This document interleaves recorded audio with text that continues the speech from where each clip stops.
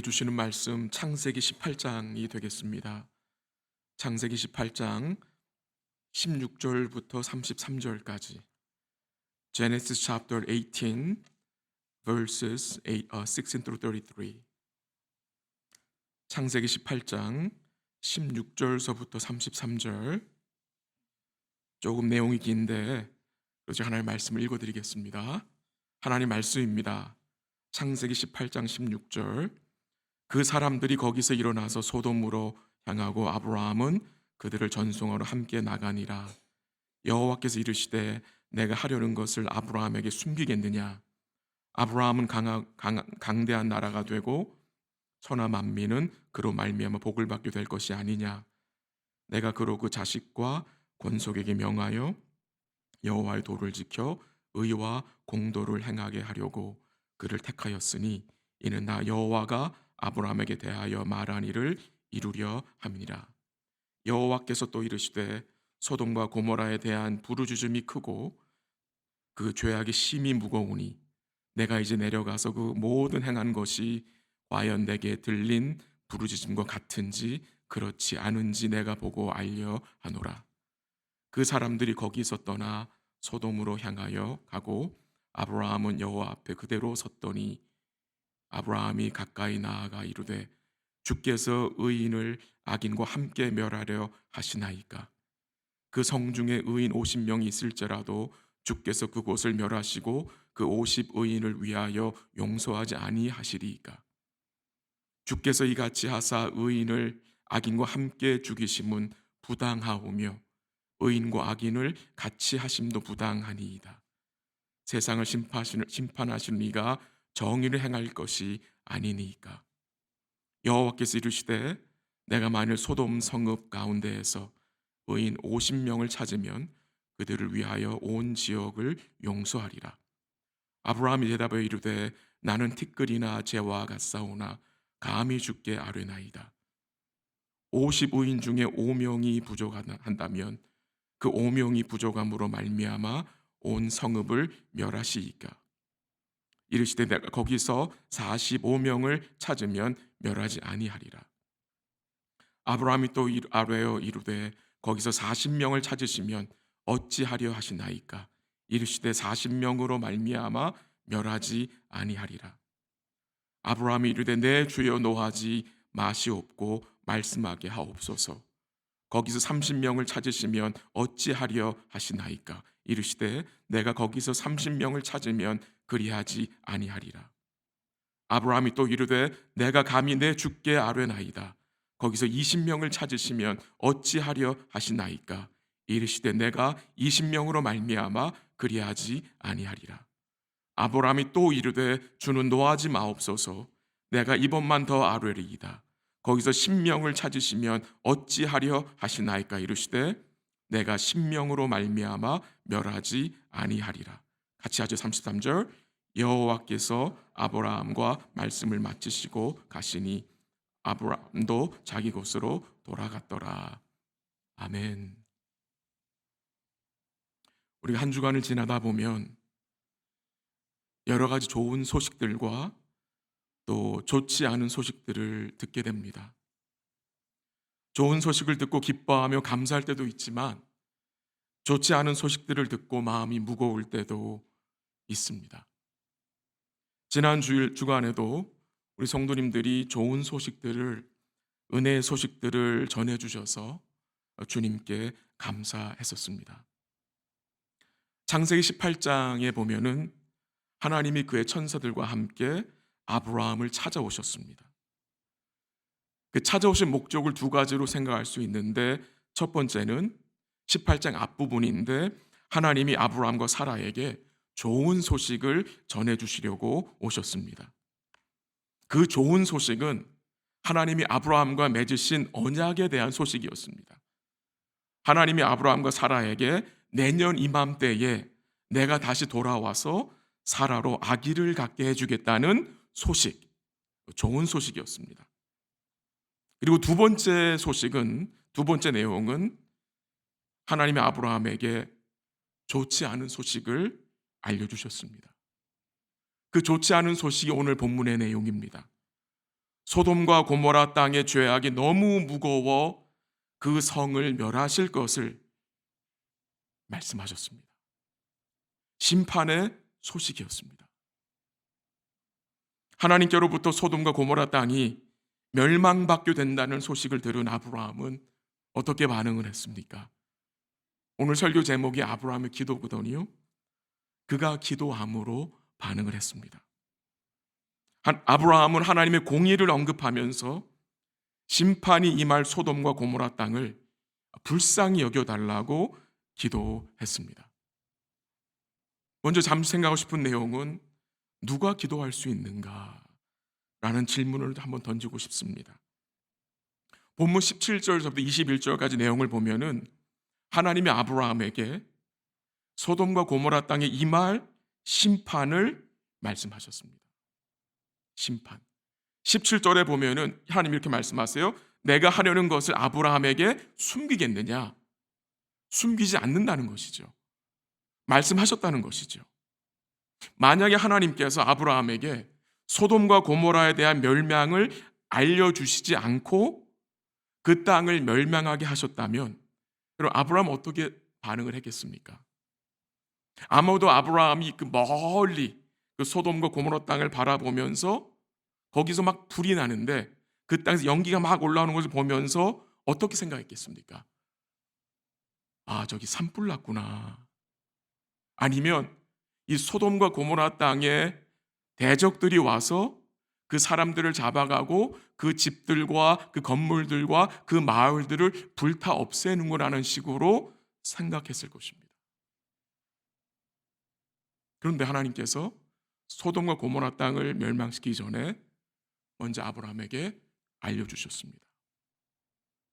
알려주셨기 때문에 그 심판의 심각성을 아브라함은 깨달은 것입니다. 하나님이 아브라함에게 이 심판을 말씀하시고 또한 그 심판이 합당하고 의로운 것임을 아브라함으로 깨닫게 하시는 내용입니다.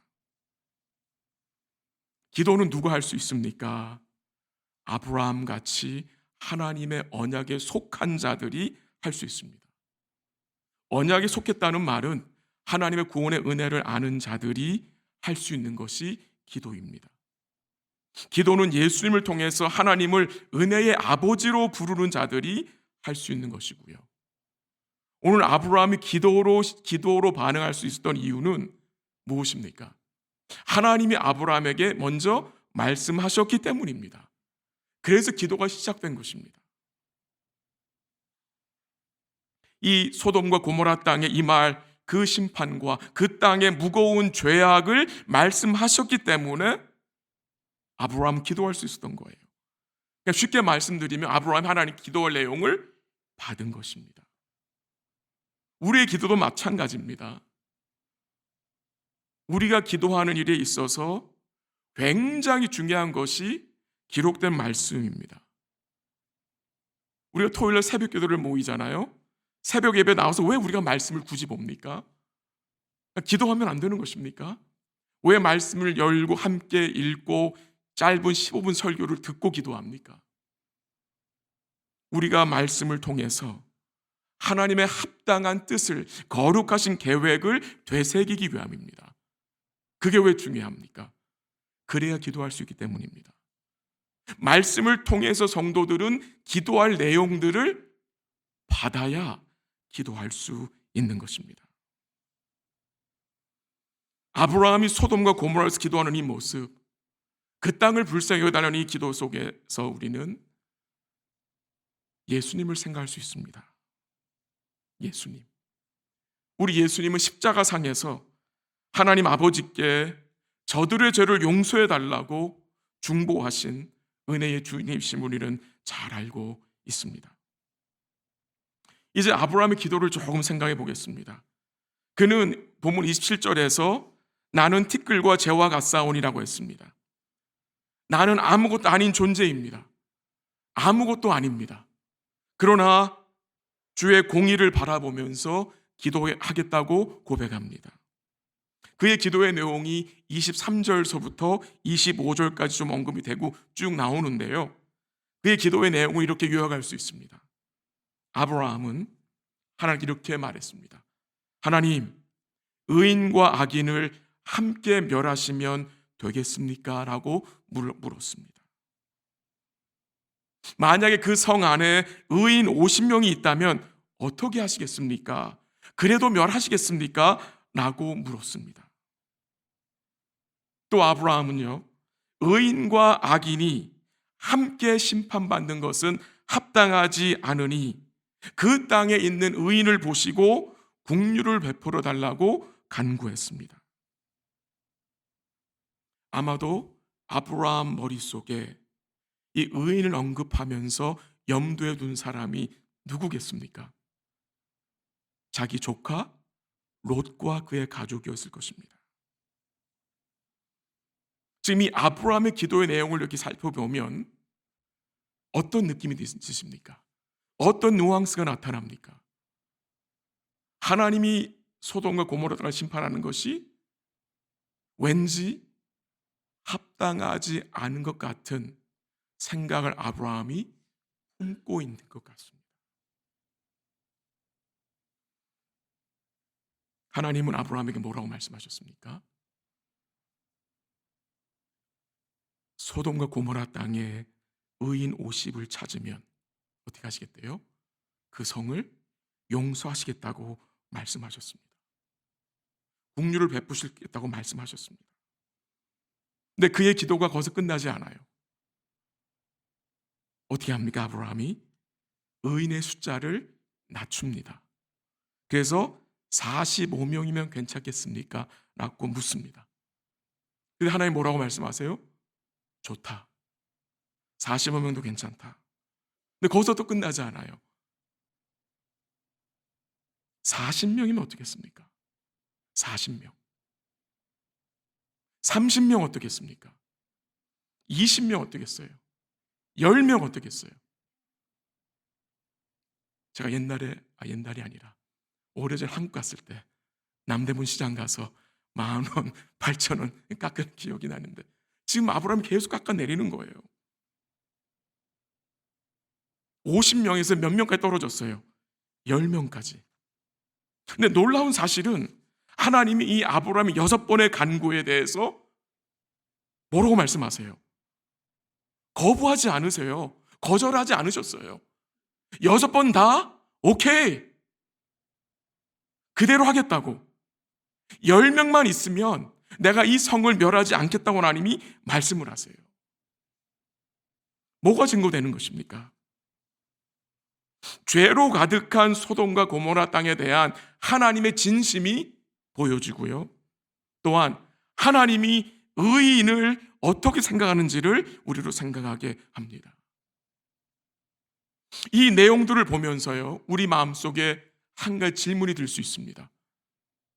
아니 50명에서 10명까지 떨어졌는데 이왕 간구하는 김에 5명까지, 아니 5명도 많아, 1명까지 깎아내리면 더 찬스가 많은 거 아닙니까?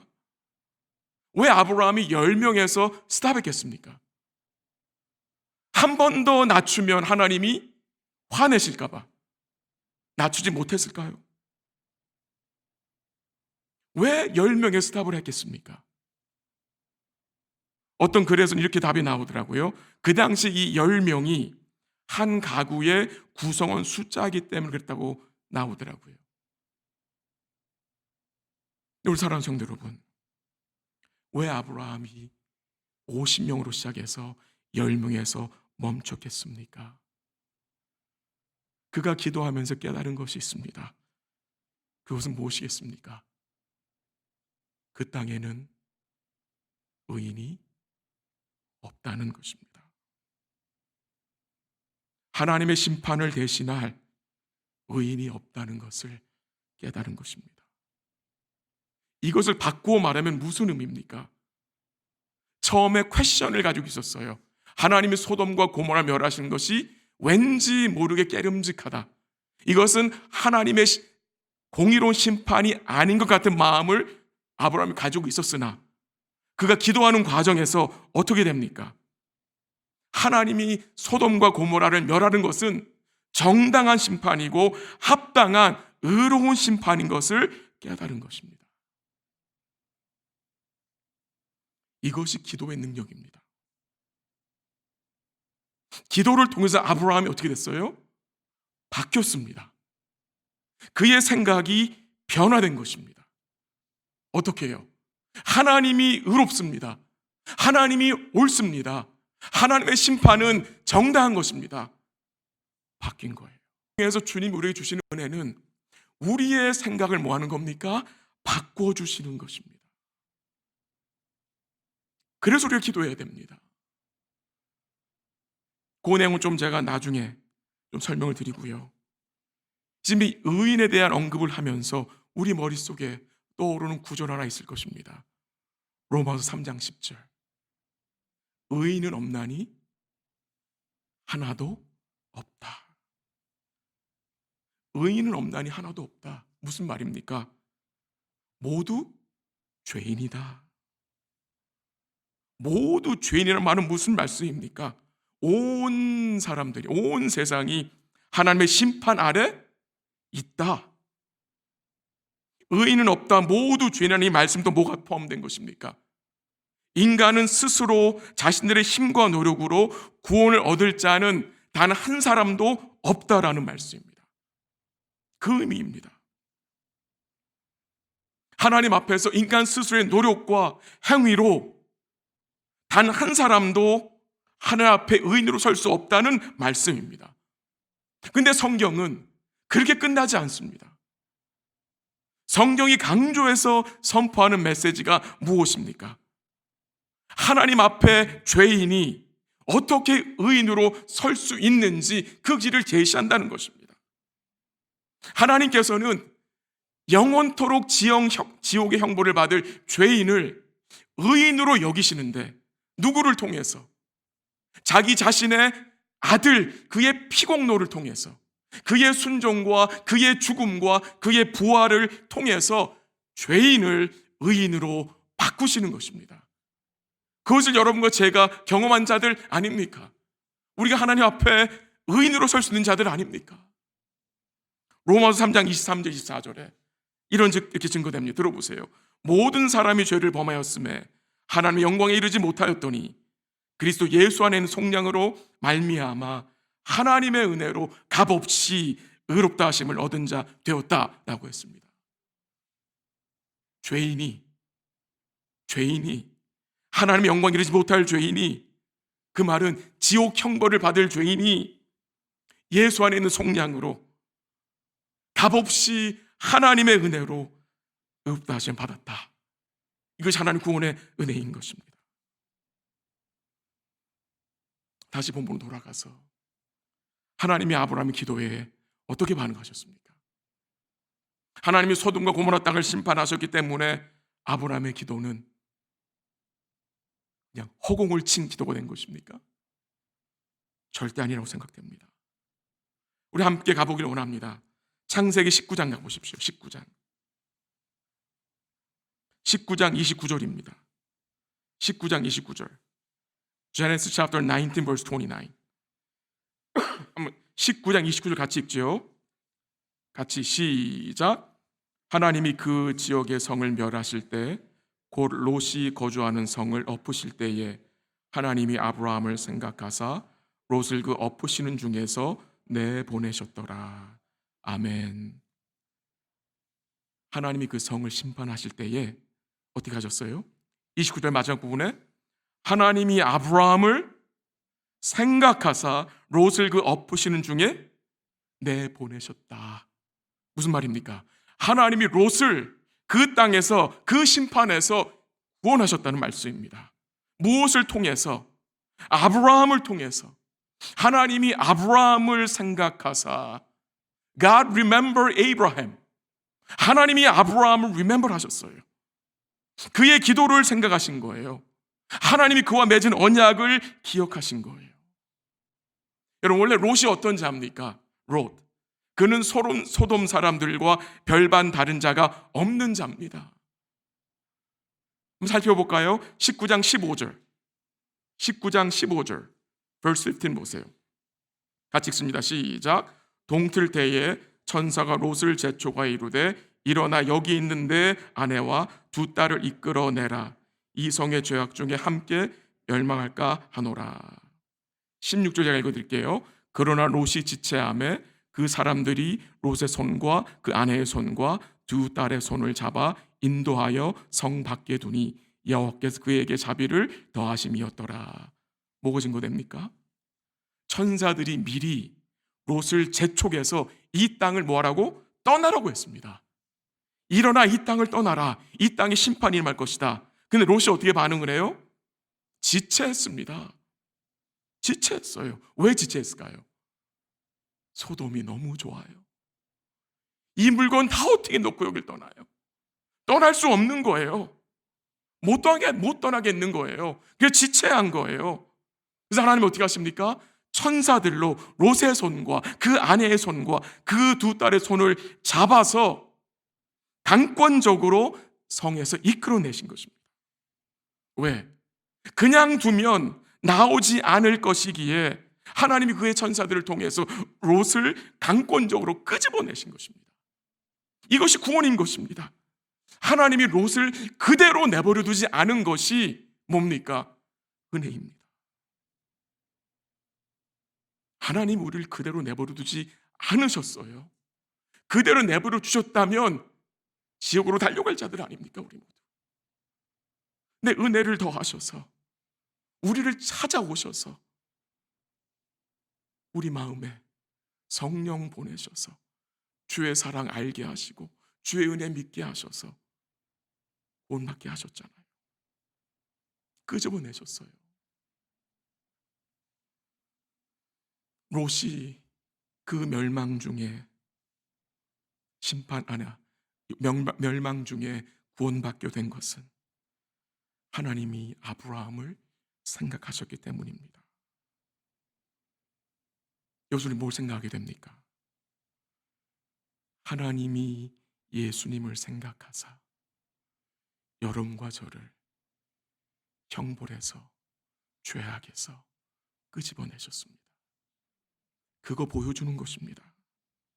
우리 하나님 아버지께서 예수님을 생각하셔서 영원한 심판 가운데 있는 우리를 전적으로 타락한 죄인을 구원해내셨습니다.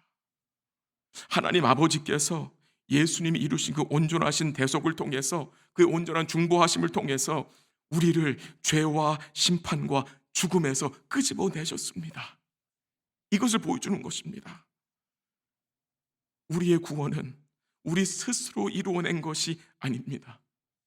100% 예수님이 이루어 주신 것입니다. 그것이 복음입니다. 이 사실이 인정이 되어야 뭐 할 수 있습니까? 기도할 수 있습니다. 그래야 기도할 수 있는 거예요. 하나님이 예수님을 생각하셔서 죄인된 우리를 건져주셨어요. 건져주셨어요.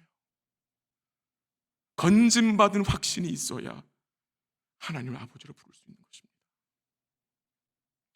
디모데전서 2장 5절에 보면은 이런 말씀 나와요. 들어보십시오. 하나님은 한 분이시요 또 하나님과 사람 사이의 중보자도 한 분이시니 그 사람이신 그리스도 예수라. 우리 예수님은 어떤 분이십니까? 하나님과 사람 사이에 온전한 중보자가 되십니다.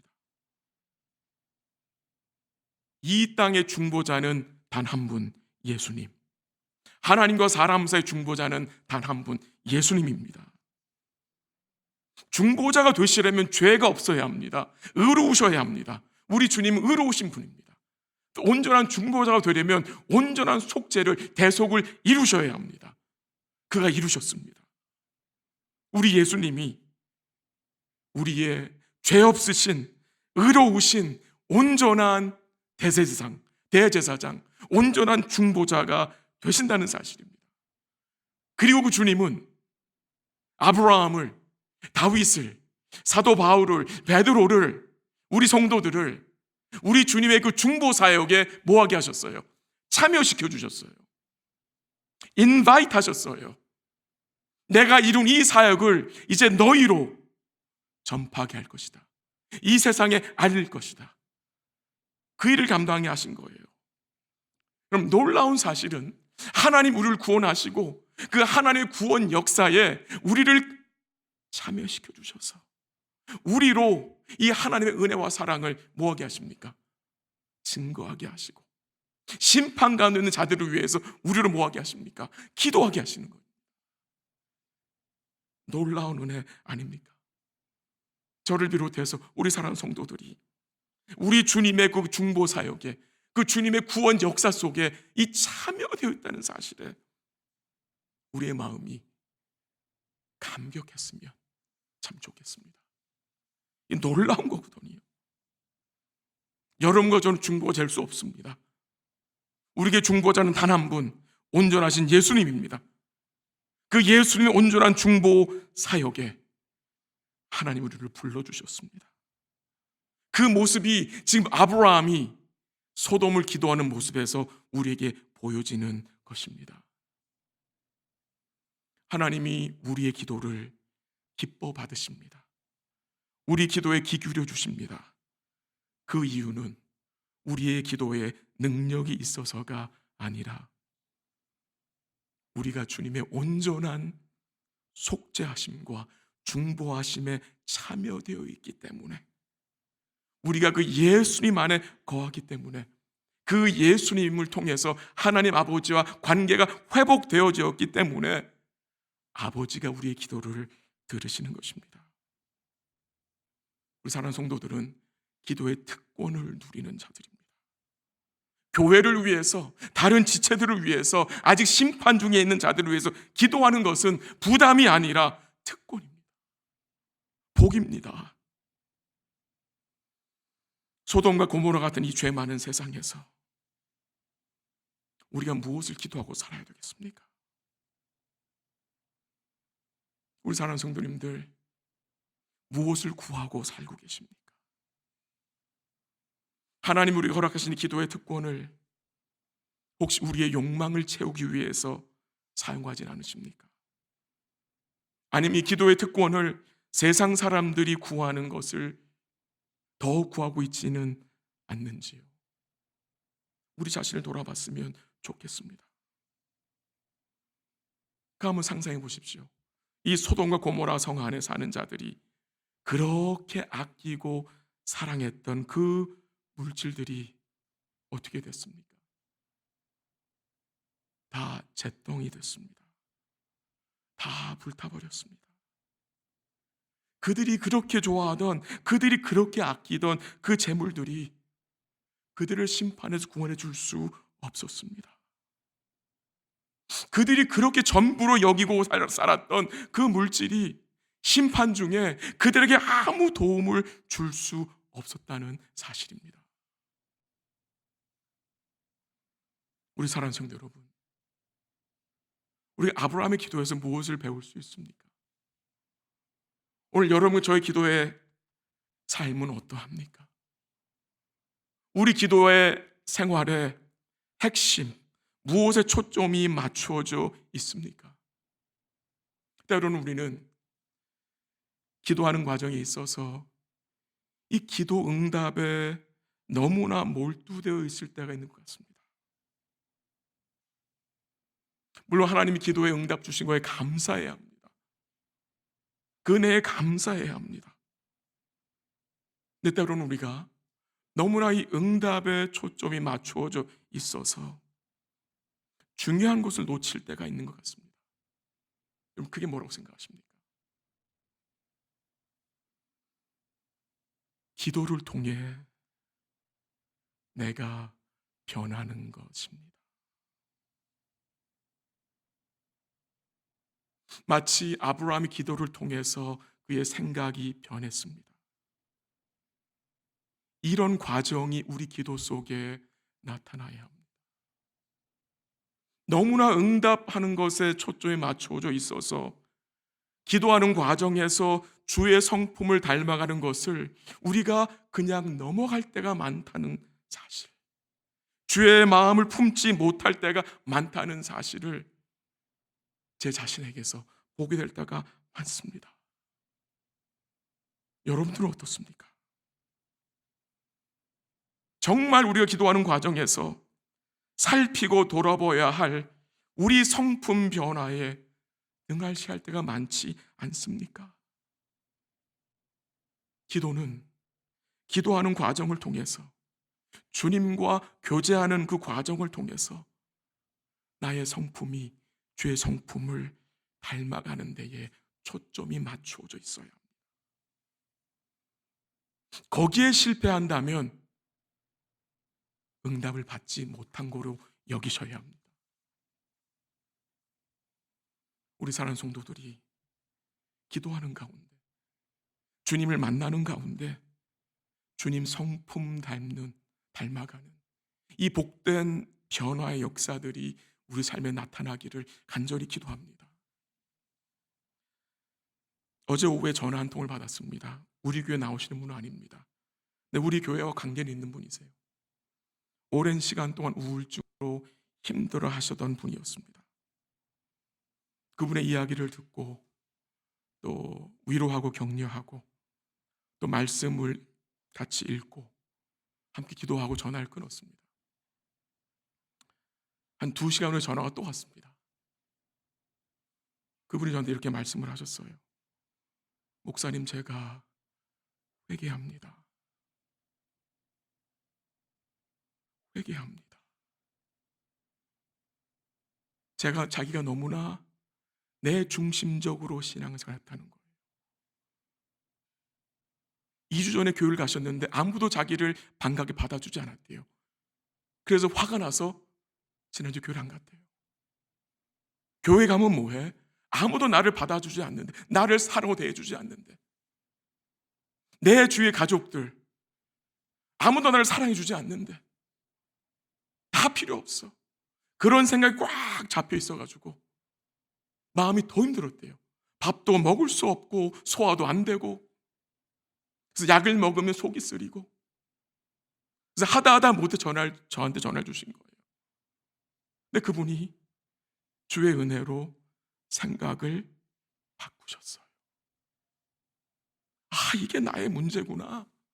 내가 너무나 내 중심적으로 신앙생활하고 있구나. 교회 가서 왜 나한테 와서 인사 안 해? 이게 아니라 내가 먼저 가서 인사해야 되겠구나. 가족들한테 왜 나한테 전화 안 해가 아니라 내가 먼저 전화하고 내 가족들을 위해서 내가 더 기도해야 되겠구나. 이렇게 바꾸신 거예요. 회개하셨대요. 그래서 2시간 전의 목소리와 2시간 후의 목소리가 바뀌었어요. 힘이 있어요. 마음 평안이 있다는 거예요. 우리 사랑하는 성도 여러분, 우리가 주님과 기도하는 과정을 통해서 우리의 이 생각과 우리의 이 마음이, 우리의 중심이 변화됐으면 참 좋겠습니다. 오늘 여러분의 기도 생활에 무엇이 달라져야 합니까? 여러분이 강구하는 내용에 무엇이 바뀌어야 합니까? 여러분 고민하셔야 합니다. 또한 주님이 우리로 참여시켜 주신 이 중보 사역에 우리가 어떤 마음을 가지고 참여하고 있습니까? 우리 주님 어떤 분이십니까? 우리를 대신해서 하나님 아버지의 심판의 잔을 친히 받으셨습니다. 우리를 대신해서 돌아가셨습니다. 부활하셨습니다. 우리를 대신해서 온전히 순종하셨습니다. 우리가 받을 모든 죄의 대가를 주님이 모두 받으셨습니다. 그 결과 우리에게 무엇이 임했습니까? 우리 잠시 후에 주의 성찬에 참여할 텐데 주님이 나를 대신 받은 그 대가를 기억하시고 그 주님 받은 대가를 통해서 나에게 임한 것이 무엇인지 생각하시기를 바랍니다. 결코 변하지 않는 현실 무엇입니까? 주님이 우리의 온전한 중보자가 되십니다. 주님이 우리의 영원한 대제사장이 되십니다. 그가 항상 살아서 우리를 위해 간구하십니다. 그 주님의 간구하심의 결과로 영원토록 보장된 것이 있는데 그것이 뭔지 아십니까? 하나님의 은혜와 사랑입니다. 하나님의 은혜와 사랑이 영원토록 여러분에게 보장되어 있습니다. 왜? 예수님 때문에. 그가 온전한 중보자가 되시기 때문에. 우리 하나님 아버지께서 예수님을 생각하사 그의 피공로를 생각하사 우리에게 끊이지 않는 은혜와 뭐가 있어 사랑을 쏟아붓고 계신 것입니다. 이것을 믿으시는 자들에게는 뭐가 있습니까? 소망이 있습니다. 다시 힘을 낼 수 있는 것입니다. 그리고 주님이 부르신 그 주님의 중보 사역에, 주님의 구원 역사에 우리가 뭐 할 수 있는 것입니까? 기쁨으로 참여할 수 있는 것입니다. 이런 복된 삶이 여러분과 저의 삶이 되기를 주의 이름으로 간절히 기도합니다. 주의 성찬에 참여하겠습니다. EM 들어오라 하세요.